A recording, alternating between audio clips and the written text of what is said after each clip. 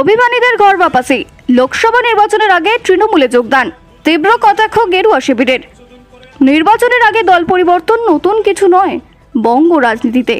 লোকসভা নির্বাচনের আগে ঘর বাপাসি অভিমানীরা।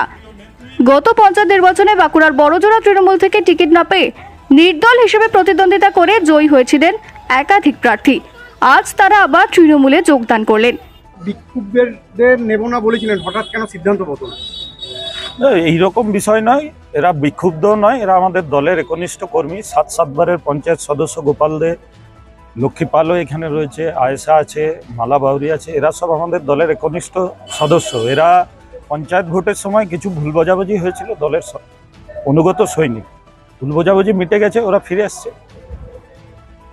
ওরা আমাদের কাছে আবেদন করেছিল, আমরা আবার কলকাতায় পাঠিয়েছিলাম, সেখান থেকে মানে অনুমোদিত হয়ে এসছে। অনুমোদিত হওয়ার পরেই আমরা সিদ্ধান্ত নিয়েছি যে না, এরা যেহেতু দলের অনুগত সৈনিক ছিল, তাদেরকে বাইরে রেখে আমাদের ভোটে যাওয়া বিষয় নয়। আর আমাদের কাছে এখন 2024-এ সবচেয়ে যেটা গুরুত্বপূর্ণ, যে বিজেপিকে হারাতেই হবে। যে তানাশাহি চলছে নরেন্দ্র মোদীর নেতৃত্বে, যে ধরনের অন্যায় অবিচার সাধারণ মানুষের উপর নেমে এসছে, যে হারে জিনিসপত্রের দাম বেড়ে গেছে, যে হারে পেট্রোল, ডিজেল, গ্যাস, কেরোসিনের দাম বেড়ে গেছে, যে হারে বাংলার প্রতি বঞ্চনা হচ্ছে, 100 দিনের কাজের টাকা যেভাবে আটকে রাখা হয়েছে, আবাস যোজনার টাকা আটকে রেখে দিয়েছে, পথশ্রী প্রকল্পের টাকা আটকে রেখে দিয়েছে, বাংলা বিরোধী যে ষড়যন্ত্র চলছে, তাতে আমরা জনগর্জন তুলেছি। জনগর্জনে গোপাল দে, লক্ষ্মীপাল, আয়েশা শেখ, মালা বাউরিরা সামিল হয়েছে, সোমা ব্যানার্জি সামিল হয়েছে। বাঁকুড়া সাংগঠনিক জেলা তৃণমূলের সভাপতি অরূপ চক্রবর্তী, অর্থাৎ তৃণমূল প্রার্থী, তিনি বলেছেন যে এই দলের মুমূর্ষা অবস্থায় বিক্ষুব্ধ হতে দেবো না কাউকে, দরকারে পায়ে ধরতে। তাহলে কি পায়ে ধরেই জয়েনিং করুন? অরূপদার বক্তব্যের দায় একমাত্র অরূপদা নেবে। আমার নাম বিক্রমজিৎ চট্টোপাধ্যায়, আমি বিষ্ণুপুরের সাংগঠনিক জেলা তৃণমূল কংগ্রেসের সভাপতি। ভোটের আগেই জয়েনিং? ভোটের আগেই তো জয়েনিং গুলো হয় সবসময়, কেননা আজকে গোপালদা 500 ভোট পাবে, তো গোপালদার ভোটটা আমার দলের জন্য দরকার। তো উন্নয়নে সামিল হওয়ার জন্য, মমতা ব্যানার্জির উন্নয়নে সামিল হওয়ার জন্যই তৃণমূলে ফিরলাম।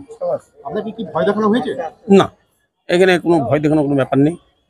দলের অনুগত সৈনিক আমি ছিলাম। আগে তৃণমূল কংগ্রেসই করতাম।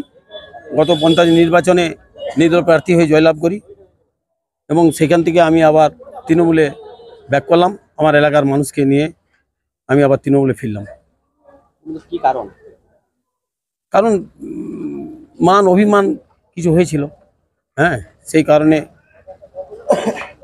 সামনে তো লোকসভা ভোট, ভোটের আগেই জয়েনিং? এই জয় কারণ সামনে লোকসভা নির্বাচন, আমরা সাধারণ কর্মী, আমরা মানুষের জন্য সবসময় থাকি পাশে, যখন ডাকে তখন পাই। এরা কিন্তু বড়জোড়ার মানুষ জানে আমরা সেই মানুষের কাজ করার জন্য, আরও ভালো বেশি করে কাজ করার জন্য মমতা বন্দ্যোপাধ্যায়ের উন্নয়নে সামিল হয়ে আমরা এই যোগদান করলাম। আমার নাম গোপাল দে, বড়জোড়া 7 নম্বর বুথের পঞ্চায়েত সদস্য। বাঁকুড়া লোকসভা কেন্দ্রের তৃণমূলের প্রার্থী অরূপ চক্রবর্তী বলছেন, দরকার হলে তৃণমূল কর্মীদের পায়ে ধরুন, কোনো মান অভিমান রাখবেন না। তো সেই কারণেই কি পুরনো তৃণমূল কর্মীদেরকে ফিরিয়ে আনার জন্য আজকে বড়জোড়া জয়েন করা হলো? দেখুন, আপনারা ভালোভাবেই জানেন যে বিষ্ণুপুর লোকসভার আমি ঘরের মেয়ে, আর এই বড়জোড়ার মাটিতেই আমার থাকা বাস সব কিছু। তাই বড়জোড়ার অনেক মানুষ যারা একসময় অভিমান করে মানে তৃণমূল কংগ্রেস ছেড়ে নির্দলে জয়েন করেছিলেন এবং সেখান থেকে জিতেছিলেন, তার মধ্যে একজন আছেন আমাদের 7 নম্বর বুথের গোপাল দে। তিনি 7 বারের নির্বাচিত সদস্য। সামান্য কিছু ভুল বোঝাবুঝির কারণে গেছিলেন, কিন্তু যখন আমি প্রার্থী হয়েছি, যখন তারা দেখেছে বাড়ির মেয়ে প্রার্থী হয়েছে, তারা তখন আর বসে থাকতে পারেনি। তারা তখন হাত নিষ্পিস করেছে, মন চটপট করেছে এবং আমি প্রার্থী হওয়ার দিন থেকেই তারা প্রত্যেকে ফোন করছে বারবার করে যে আমরা তৃণমূলে ফিরতে চাই আর আমরা বাড়ির মেয়ের হয়ে প্রচার করতে চাই। তাই তাদের প্রতি আমার শ্রদ্ধা, ভালোবাসা এবং তাদের এই বাড়ির মেয়ের প্রতি আবেগ, ভালোবাসা প্রমাণ করে দেয় যে সেই মানুষগুলো তৃণমূল কংগ্রেসে ফিরেছে এবং বাড়ির মেয়ের টানের প্রতি তাদের যে মানে অকুতভয় যে টান, যে বাড়ির মেয়ের জন্য ভোট করবে, সেজন্যই তারা এসেছে। সুজাতা মণ্ডলের জন্য কি তারা তৃণমূলে প্রত্যাবর্তন করলো? সুজাতা মণ্ডলের প্রতি ভালোবাসা, আশীর্বাদ দেওয়ার জন্য, আর সর্বোপরি তৃণমূল কংগ্রেস, মমতা বন্দ্যোপাধ্যায়, অভিষেক বন্দ্যোপাধ্যায়ের প্রতি তাদের আবেগ, তাদের ভালোবাসা আর বাড়ির মেয়ের প্রতি টান, সেটাই তাদেরকে তৃণমূল কংগ্রেসে এই লোকসভা ভোট যুদ্ধের সময় তাদেরকে জয়েন করতে বাধ্য করেছে। কারণ তারা ঘরে বসে থাকতে পারেনি, তাদের একটাই কথা মনে হয়েছে বাড়ির মেয়ের জন্য ভোট করতে হবে, আর তৃণমূল কংগ্রেস মমতাদি অভিষেক বন্দ্যোপাধ্যায়কে বড়জোড়া বিধানসভাটা উপহার দিতে হবে। দেখুন, এটার ব্যাপারে উনিই কথা বলতে পারবেন, কারণ এটা ওনার ব্যক্তিগত ব্যাপার। তাই সেই ব্যাপারে কথাটা বলা ওনার বা দলীয় মুখপাত্রেরই ঠিক, আমার বলাটা ঠিক না। আমি একটা লোকসভা থেকে ফাইট করছি, লোকসভা সংক্রান্ত কথা বলাটাই সমীচীন। ভোটের মুখে কলকাতায় কেন্দ্র এজেন্সি ঘাঁটি গেড়ে বসেছে। দেখুন, এই প্রতিহিংসার রাজনীতি বিজেপি তো বরাবর করছে। তারা কোনো সুরাহা খুঁজে পাচ্ছে না, তাদের সংগঠন নেই, তারা বুঝতে পারছে বিগত বিধানসভার মতো লোকসভাতেও ফলাফল খারাপ হতে চলেছে। সেই জন্য তারা আমাদের বিভিন্ন নেতৃত্ববর্গকে তারা টার্গেট করছে, বাড়িতে সিবিআই পাঠাচ্ছে, ইডি পাঠাচ্ছে, আইটি রেড করতে পাঠাচ্ছে। কিন্তু একটাই কথা বলবো, এভাবে করে খুব একটা লাভ কিছু হয় না। দেখুন, ওনারা বিগত বিধানসভার আগেও তো এরকম অনেক অত্যাচার করেছেন, ফল কি হয়েছে?